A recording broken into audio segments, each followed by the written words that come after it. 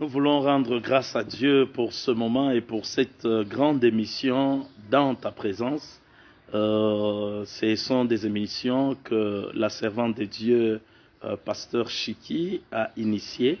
Alors nous sommes très reconnaissants parce qu'elle a permis que nous soyons aujourd'hui avec vous au travers de cette émission.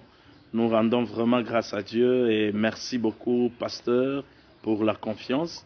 Et nous voulons ainsi commencer cette émission où nous allons parler sur le Saint-Esprit. Avant toute chose, j'aimerais prier pendant quelques minutes. Seigneur Dieu, dans le nom de Jésus-Christ, nous te bénissons et te louons. Nous te remettons cet auditoire, ô Dieu, à ta grâce, que donc tout celui qui va écouter ce message, que toi, Dieu grand, tu puisses, ô Père, lui parler personnellement au nom de Jésus de Nazareth. Utilise-nous, Seigneur, pour communiquer ta pensée fidèlement. Selon qu'il est écrit, ô Dieu d'Israël, qu'il y ait trop peu de personnes qui enseignent, parce que ceux-là qui enseignent seront sévèrement jugés. Nous avons besoin ainsi, Seigneur, d'enseigner ce qui vient de toi. Merci, Saint-Esprit. Nous confessons et déclarons que c'est poussé par le Saint-Esprit que nous allons enseigner. Au nom de Jésus, nous avons ainsi prié. Amen. Alors, nous sommes en train de parler sur le Saint-Esprit. Et c'est un sujet très vaste, très vaste, mais que nous aimerions parler quelques éléments essentiels qui peuvent nous permettre de bien cerner ce sujet-là. Ainsi, j'aimerais parler de la nécessité du Saint-Esprit. Je vais brosser un peu sur la personne du Saint-Esprit, et puis je vais parler des rôles, les rôles du Saint-Esprit. Je vais en tirer quelques-uns, et ainsi je commence par la nécessité du Saint-Esprit. Le Saint-Esprit est indispensable pour une vie chrétienne réussie ou une vie chrétienne de victoire. Sans le Saint-Esprit, il n'y a pas de vie chrétienne victorieuse. Et cette affirmation est vraie par rapport à ce que la Bible nous dit. Et je peux même en ajouter une autre. Sans le Saint-Esprit, on ne peut pas parler d'un service de Dieu véritable. Ça sera de la religion, ça sera de la routine, ça sera juste des choses, du légalisme, s'il n'y a pas le Saint-Esprit. Alors, voyons deux Écritures qui nous permettent de justifier ces affirmations. La première, nous sommes dans Actes 1, le verset 4, que j'aimerais lire pour nous. Comme il s'est trouvé avec eux, il leur recommanda de ne pas s'éloigner de Jérusalem, mais d'attendre ce que le Père avait promis. C'est que je vous ai annoncé, leur dit-il.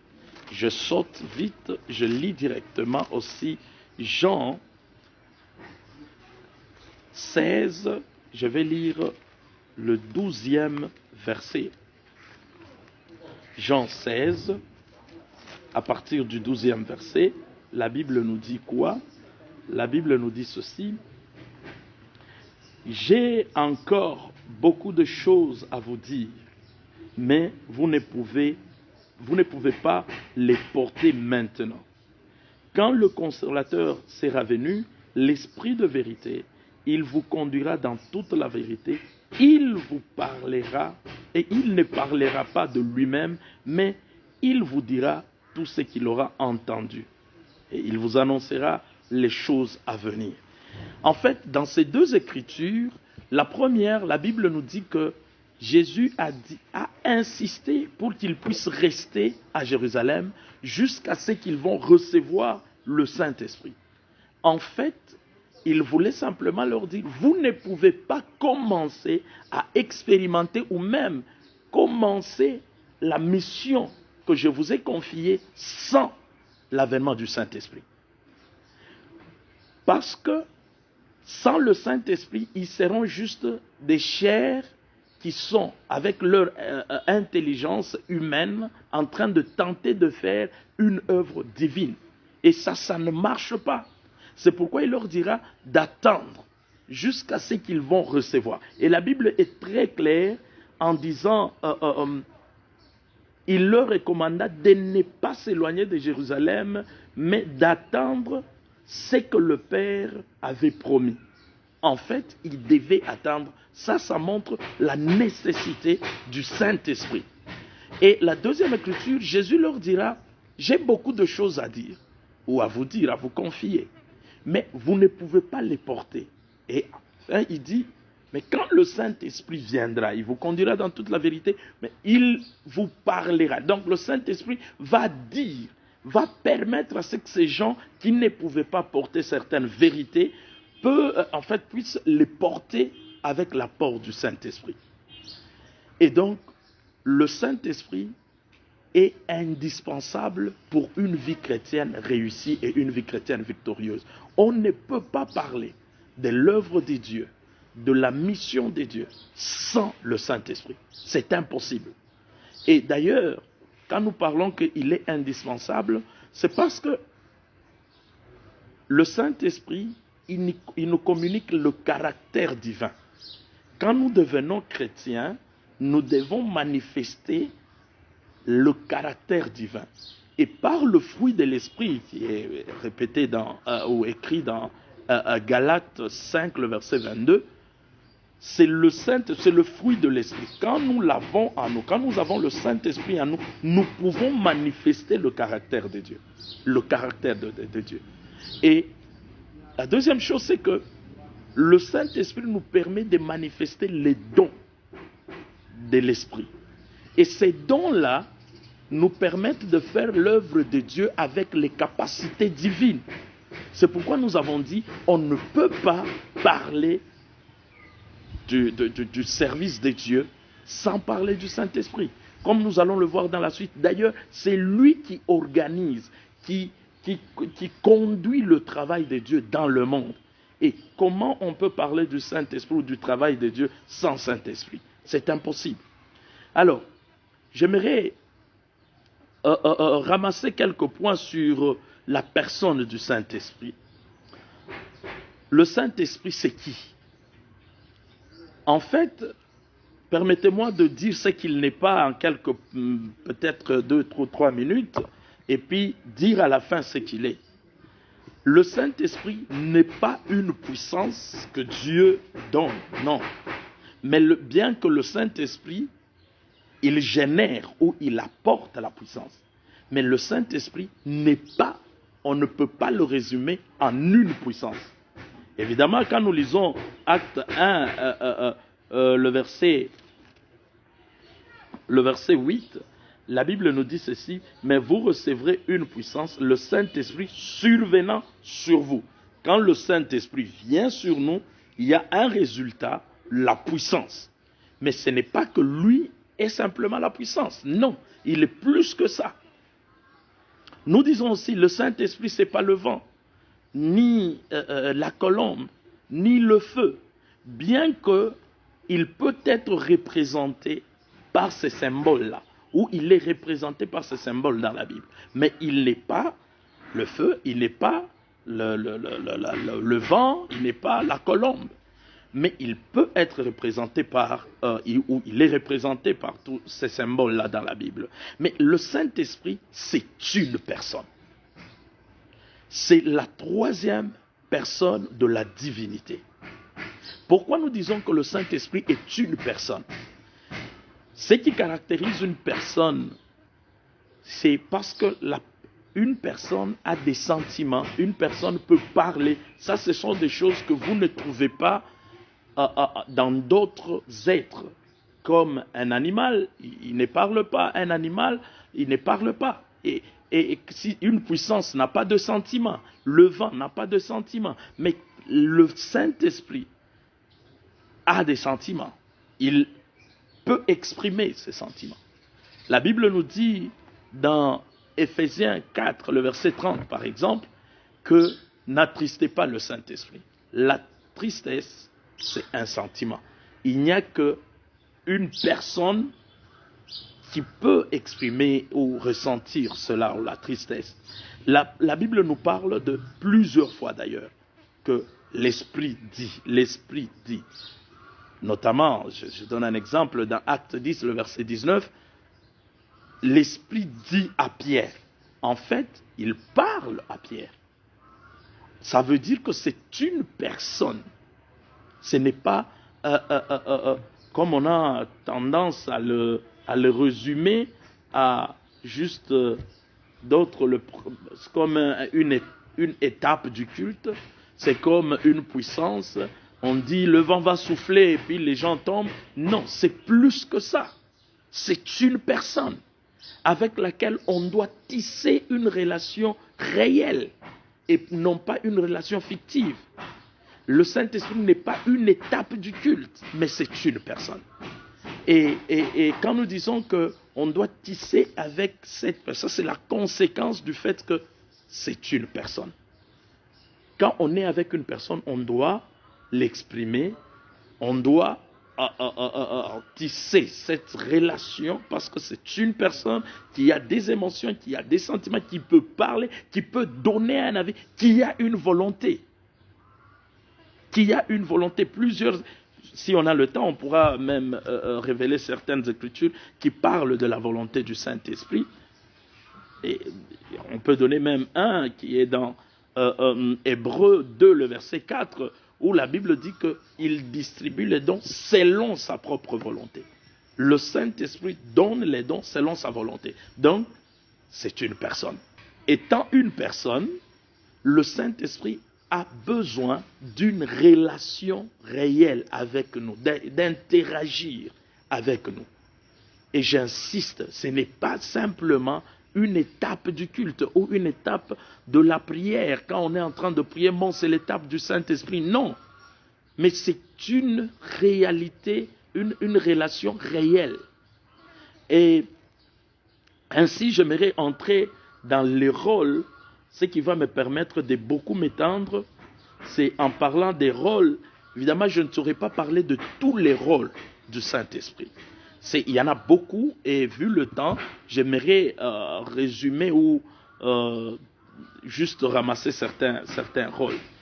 Avant même d'en parler, j'aimerais dire que le Saint-Esprit, c'est celui qui permet que la vie chrétienne ait la connotation divine, ait la connotation du surnaturel, ait la connotation au-delà de la religion. Parce que sans le Saint-Esprit, en fait, ça devient la lettre. Mais c'est lui, le Saint-Esprit, qui vivifie, qui donne la vie. Alors, nous parlons de quelques points qui révèlent le rôle essentiel du Saint-Esprit dans la vie de chrétiens. Et j'aimerais commencer par le premier rôle que je trouve essentiel. Le premier rôle que je vais aborder, le rôle du Saint-Esprit est de donner à de nous donner, nous qui sommes adoptés par Dieu, ou je peux même dire ceci, le Saint-Esprit est donné pour notre adoption en tant qu'enfant de Dieu ou en tant qu'enfant de notre Père Céleste.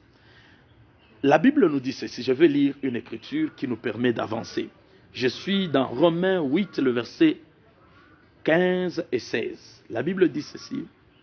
Et vous n'avez point reçu un esprit de servitude pour être encore dans la crainte, mais vous avez reçu un esprit d'adoption par lequel nous crions Abba Père. Et la Bible dit le 16e verset, l'Esprit lui-même rend témoignage à notre esprit que nous sommes enfants de Dieu. Ça, c'est un rôle essentiel du Saint-Esprit. En fait, Dieu nous a adoptés. Et quand il nous adopte, il met en nous l'esprit de sa maison, son esprit à lui, afin que nous puissions réellement réaliser ou nous comporter comme ses enfants. La Bible nous dit ceci, vous n'avez pas reçu l'esprit de servitude, non, mais nous avons reçu un esprit qui nous permet, la Bible l'appelle l'esprit d'adoption, Parce que quand il vient à nous, je peux m'identifier en enfant de Dieu véritable parce que c'est le Saint-Esprit qui est en moi, qui rend témoignage à mon esprit que je suis un enfant de Dieu. Et ça, c'est un rôle essentiel. Je ne doute pas un seul instant de mon appartenance à Dieu en tant que son enfant adoptif. Parce que le Saint-Esprit est en moi et il témoigne à moi que je suis enfant de Dieu. Et beaucoup d'enfants de Dieu qui souffrent d'un certain complexe, c'est parce que beaucoup ne s'appuient pas sur le Saint-Esprit parce que c'est lui qui va révéler, qui va tonifier notre identité d'enfant de Dieu. Parce que la Bible dit, il témoigne à notre esprit. Je vais passer.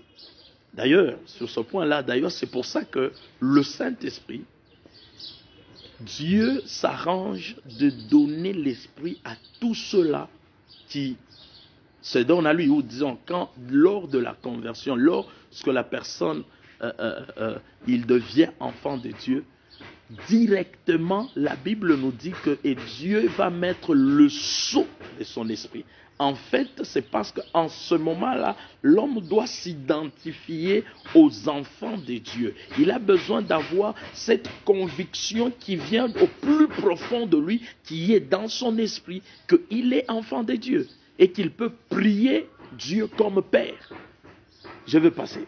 La deuxième chose, c'est que le Saint-Esprit nous aide dans la communication avec notre Père céleste. D'ailleurs, c'est pour ça nous disons que c'est un esprit d'adoption qui nous permet de parler Abba Père.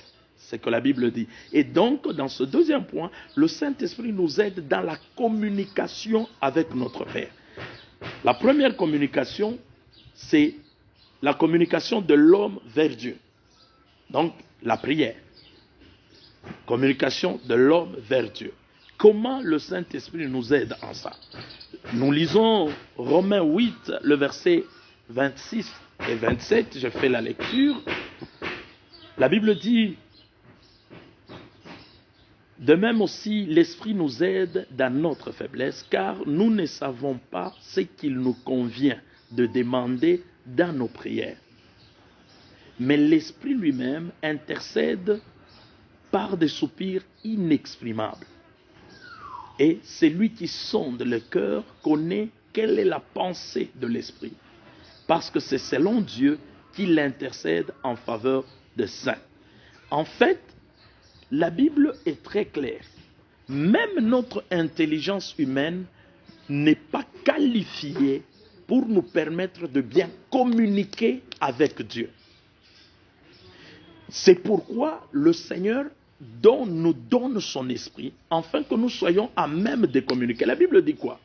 Nous ne savons même pas ce qu'il nous convient de dire dans la prière. L'intelligence la plus sublime d'un être humain est incapable de sonder la moindre profondeur de Dieu.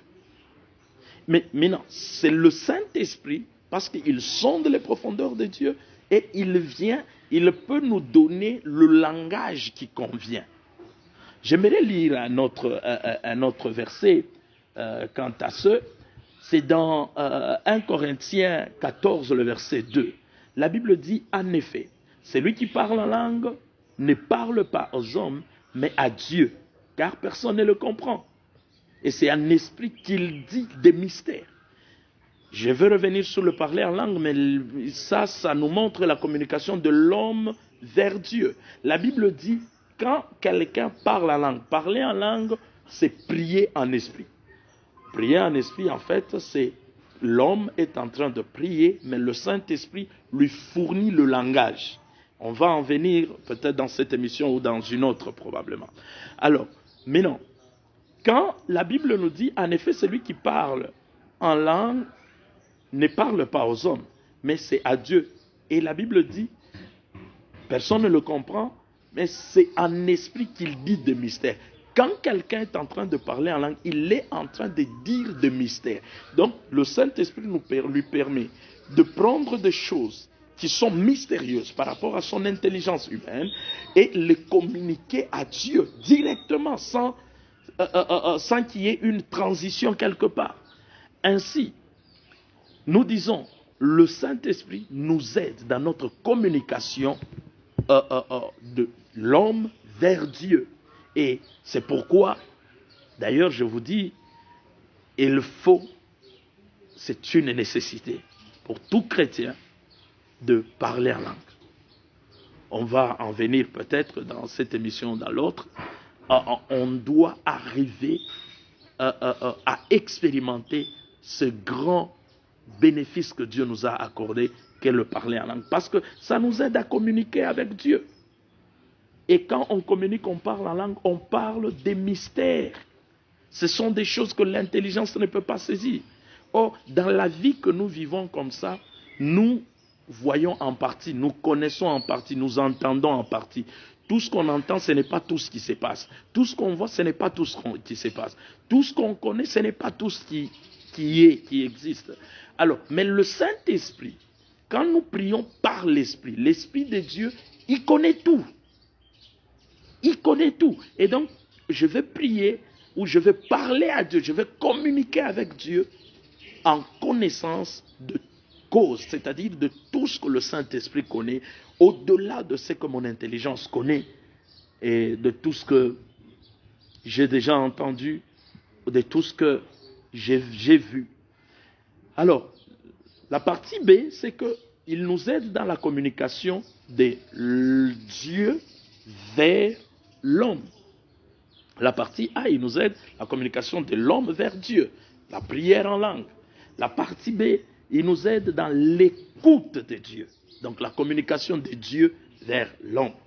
J'aimerais vous lire deux versets, Jean 16, le 13e et le 14e verset. La Bible dit ceci: quand le consolateur sera venu, l'Esprit de vérité, il vous conduira dans toute la vérité.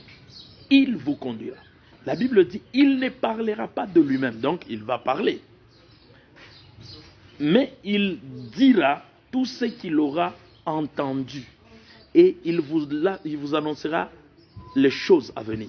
Et le 14e verset, il me glorifiera parce qu'il prendra de ce qui est à moi et vous l'annoncera. En fait, Dieu a mis ce dispositif pour que nous puissions aussi l'écouter très bien.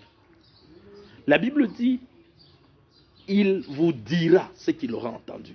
Donc, il prend les choses qu'il entend et il nous communique ça. Il prend les choses de Dieu et il nous communique ça. Sans le Saint-Esprit, j'aimerais me répéter, aucune intelligence humaine, sublime soit-elle, ne peut sonder les mystères de Dieu. C'est impossible. C'est impossible. Alors, pour que nous puissions accéder à ces mystères et aux secrets de Dieu, le Saint-Esprit nous est donné. Il nous annonce, la Bible dit, il prendra de ce qui est à moi et vous l'annoncera. Vous pouvez être dans une situation où vous ne savez pas quelle direction prendre, quelle décision prendre. Mais le Saint-Esprit viendra vous donner la décision de Dieu. J'aimerais vous lire une écriture, certainement on reviendra sur ça. On reviendra sur ça si le temps nous le permet. Je suis dans... on peut aller rapidement dans 1 Corinthiens 2. Je peux lire à partir du 9e verset. La Bible dit ceci: mais il est écrit que ce sont des choses que l'œil n'a point vues, que l'oreille n'a point entendues, qui ne sont point montées au cœur de l'homme, des choses que Dieu a préparées pour ceux qui l'aiment. Dieu nous les a révélées par l'Esprit. Car l'Esprit sonde tout, même les profondeurs de Dieu. Lequel des hommes, en effet, connaît les choses de l'homme, si ce n'est l'Esprit de l'homme qui est en lui? De même, personne ne connaît les choses de Dieu si ce n'est l'Esprit de Dieu. Or, nous n'avons pas reçu l'Esprit du monde, mais l'Esprit qui vient de Dieu, afin que nous connaissions les choses que Dieu nous a données par sa grâce.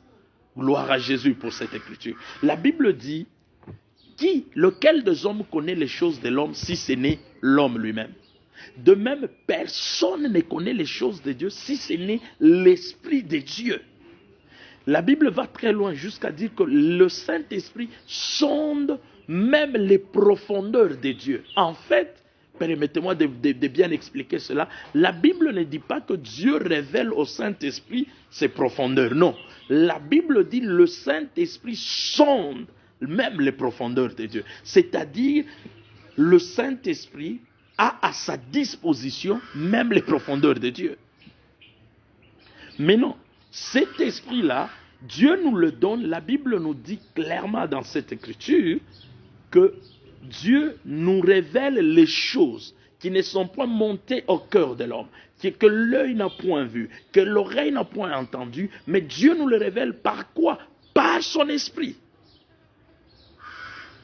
Vous avez beaucoup d'exemples dans la Bible où Pharaon peut faire un songe et il n'a pas d'interprétation. Mais voilà un homme qui est par l'Esprit de Dieu, il va interpréter. Vous avez un Daniel qui va aussi interpréter un songe du roi. C'est par l'Esprit de Dieu, parce que l'Esprit de Dieu connaît tout. Connaît tout. Et si on ne fait pas attention dans notre vie chrétienne et on néglige le Saint-Esprit, on est en train de vivre en deçà de ce qu'on doit vivre. Parce que la Bible nous dit, il connaît, c'est lui qui va nous révéler tout ce que Dieu nous a donné par sa grâce. C'est le Saint-Esprit qui nous révèle ça. Vous allez constater dans les Actes des Apôtres, moi j'ai fait un peu cette étude-là. Dans les Actes des Apôtres, j'ai remarqué que cette expression revient plusieurs fois. L'Esprit dit. L'Esprit dit. L'Esprit dit. En fait, l'Esprit ne dit que ce qu'il a entendu.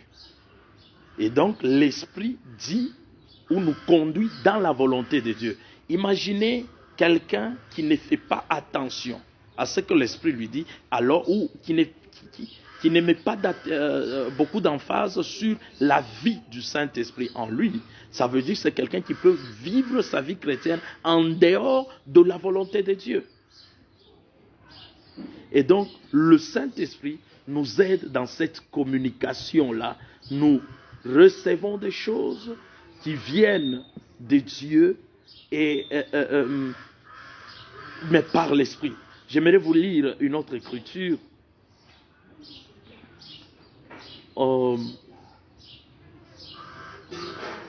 La Bible dit dans Romains 8, le verset 16 que je venais de lire, la Bible dit ceci: l'Esprit lui-même rend témoignage à notre esprit que nous sommes enfants de Dieu. Là encore, même dans notre identité d'enfants de Dieu, nous avons besoin de recevoir du Saint-Esprit.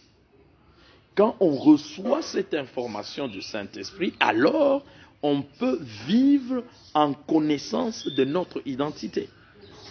En fait, c'est dommage qu'il y a des enfants de Dieu ou même des groupes, des confessions où le Saint-Esprit peut ne pas être là et les gens ne se rendent même pas compte. C'est malheureux parce que, en fait, on ne peut pas parler d'église sans Saint-Esprit.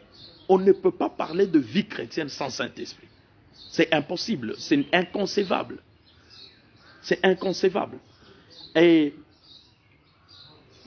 j'aimerais avancer un peu pour parler du troisième rôle, bien que je peux toujours revenir sur les deux autres rôles que je viens de terminer. Donc le troisième rôle que j'ai retenu pour aujourd'hui, le Saint-Esprit nous conduit.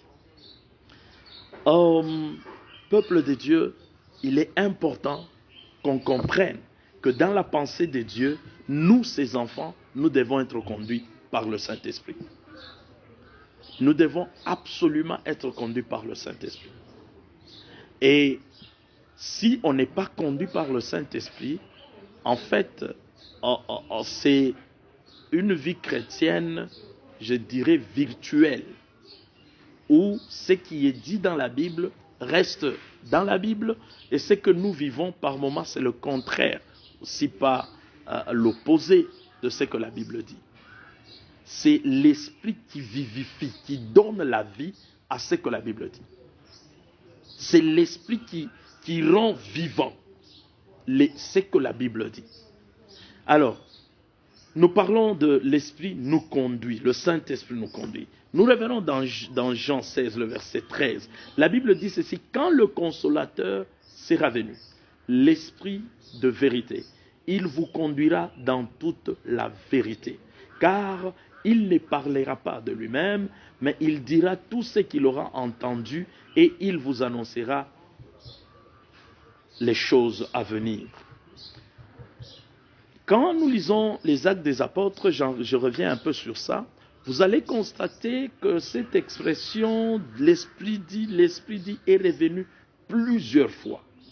Mais j'aimerais plutôt lire un exemple qui me vient comme ça. C'est dans Actes, évidemment. L'histoire de Pierre qui devait aller prier dans la maison d'un païen. En ce temps-là, les chrétiens ne concevaient pas la relation entre les juifs et les non-juifs. Mais Pierre, qui était quelque part, il a eu faim, il a commencé à prier, et puis il est tombé en extase, et puis finalement, il voit une vision. Et dans cette vision, en fait, c'est qu'on lui montrait, il voyait des animaux impurs et on lui disait de prendre et de manger. Il a refusé et puis Dieu lui dira, tu ne peux pas dire impur, c'est que Dieu dit que c'est pur. Mais quand il sort de la vision, il se relève, il réalise qu'il était en extase. Et quelques minutes après, il y a des gens qui sont venus chercher Pierre pour qu'il aille chez Corneille. Mais écoutez, la Bible me dit, et l'Esprit dit à Pierre. En fait, en ce moment-là, il y avait besoin d'une direction du Saint-Esprit. L'Esprit dit à Pierre de ne pas refuser et d'aller avec ces gens-là qui sont venus le chercher. N'eût été le Saint-Esprit, Pierre ne pouvait pas savoir, il ne pouvait pas aller, il ne pouvait pas savoir se conduire. Quelle position prendre? Parce qu'en ce temps-là, cette relation avec les païens n'était pas admissible pour eux. Alors il fallait que le Saint-Esprit le conduise. En fait, beaucoup d'enfants de Dieu, à mon avis, ça c'est mon avis, ont un problème ou ont beaucoup de problèmes ou connaissent beaucoup d'échecs, que ce soit dans le ministère, que ce soit dans leur vie de couple, dans leur vie, dans les entreprises et tout ça, parce qu'ils ne se laissent pas conduire par le Saint-Esprit. Quand lui te conduit, il te conduit dans la vérité, parce que il y a toujours une vérité pour ta vie. À chaque étape de ta vie, il y a ce qui est vrai selon Dieu. Et ce qui est vrai selon Dieu est connu par le Saint-Esprit. Et quand c'est le Saint-Esprit qui te conduit, en fait, il te conduit dans ce qui est vrai, dans la vérité de ta vie selon Dieu. C'est pourquoi la Bible dit, il vous conduira dans toute la vérité. J'aimerais prendre un deuxième exemple qui est au fait dans Acte 16. C'est quelque chose qui m'inspire beaucoup. Je vais lire du 6e au 10e verset. Je vais faire rapidement la lecture. Donc le 6e verset. Ayant été empêchés par l'Esprit d'annoncer la parole dans l'Asie, ils traversèrent la Phrygie et le pays de Galatie. Arrivés dans la Mysie, ils se disposèrent à entrer en Bithynie, mais l'Esprit de Jésus ne leur permit pas. Je peux même m'arrêter là. En fait, Paul, avec son équipe missionnaire de mission, ils sont en train d'aller, mais le Saint-Esprit va leur interdire de ne pas entrer quelque part. C'était une bonne cause, aller annoncer l'évangile. Ils veulent entrer en Asie, mais le Saint-Esprit n'a pas permis. Donc le Saint-Esprit les conduit. Et ils veulent aller, ils traversaient la Phrygie et le pays de... Mais arrivés à Mysie, ils se disposèrent à entrer à Bithynie, mais le Saint-Esprit ou l'Esprit de Jésus ne leur permit pas. En fait, même dans l'œuvre de Dieu, nous devons écouter, nous devons nous laisser conduire par l'Esprit. Il y a beaucoup d'œuvres qui commencent et qui n'évoluent pas, ou qui connaissent des problèmes, pas parce que ce sont des épreuves. Oui, parce que les épreuves existent. Mais parce que, au fait, le Saint-Esprit n'est pas à la manette. Le Saint-Esprit ne conduit pas cette œuvre-là. C'est une œuvre générée par l'homme. Et quand c'est l'homme qui conduit, il y a une limite. Mais l'Esprit de Dieu, c'est un esprit éternel. Et quand lui conduit, il est initiateur. Il conduit, il donne des directives. Les choses avancent très bien et les choses vont de gloire en gloire, vont vers le succès et selon le plan de Dieu. Et cet exemple de Paul m'inspire beaucoup par rapport à l'œuvre de Dieu. On ne peut... C'est pour ça même que la Bible dit que, en fait, même pour prophétiser, c'est par l'Esprit de Dieu. En fait, tout doit se faire par l'Esprit de Dieu. Et à combien plus forte raison, la direction. Sans la conduite du Saint-Esprit, la vie chrétienne est nulle. Vous ne pouvez pas vivre ce que Dieu vous a réservé sur la terre si vous n'êtes pas conduit par l'Esprit. C'est toute une grande notion. En fait, quand on parle de conduit par l'Esprit, on sous-entend beaucoup de choses. On peut faire tout un séminaire pour comment écouter l'Esprit.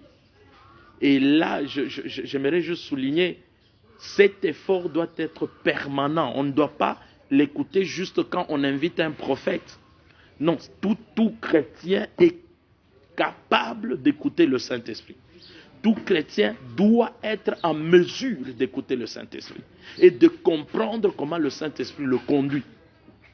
Tu ne seras pas toujours à côté d'un prophète, tu ne seras pas toujours à côté de ton pasteur ou de ton encadreur spirituel. Tu dois être à même d'écouter le Saint-Esprit pour toi-même et par toi-même. Et ça, c'est l'un des éléments de maturité spirituelle. Donc, être à la hauteur d'écouter pour soi-même le Saint-Esprit. Discerner la direction de l'Esprit de Dieu. Que le Seigneur nous bénisse abondamment. Nous allons aller prendre un autre